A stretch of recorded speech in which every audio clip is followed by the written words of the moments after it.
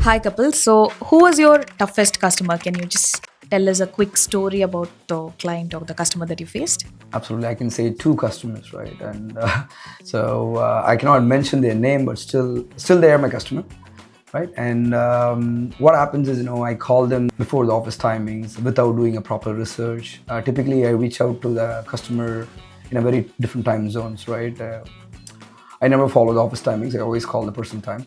So when I call them, they blasted me to the core, and then I didn't do the proper research. When I called the company was bankrupted, and the guy lost the job. He blasted me like anything, and then I was patiently listening to his story, and then he's still like again. He was just like blasting me. Then I told him, hey, I just called you to talk about my product, and I just want to introduce myself and all those things. And finally, he said, I lost my job. You cannot call me, and you didn't do the proper research about my company and all those things. You just go on, keep going on. Then I told him, okay, so once you land a new job, probably I can talk to you. And he started laughing. Then he said, like, you can try.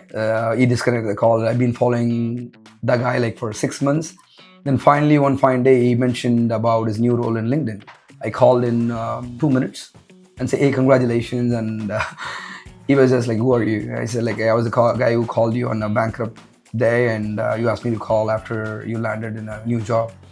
He started he started smiling. You're still following me? Yes, I've been following you like crazily. Then again, then he started talking. He said, don't worry, come up with the technical team, we can close the deal. And in fact, I closed that deal for 1.5 million over the phone.